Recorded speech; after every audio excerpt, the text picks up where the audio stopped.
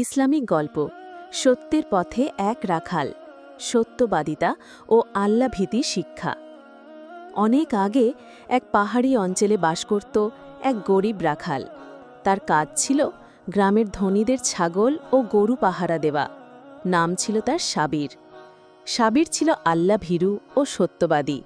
সে জানত কেউ না দেখলেও আল্লাহ সব দেখেন। একদিন তার মনিব দূর যাত্রায় যাবার আগে বলল, এই সময়টাই তুই চাইলে এক দুটো ছাগল বিক্রি করে টাকা রাখতে পারিস, আমি জানতে পারবো না। সাবির আশ্চর্য হয়ে তাকালো মনিবের দিকে। কিছুক্ষণ চুপ থেকে বলল, আপনি না জানলেও আমার আল্লাহ তো জানেন, আমি তাকে কি জবাব দেব?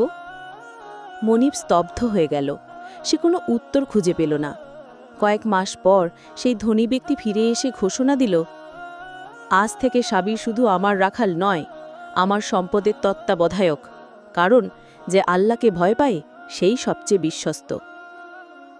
এরপর সাবির ধীরে ধীরে এলাকায় সম্মানিত ও সফল মানুষ হয়ে ওঠে।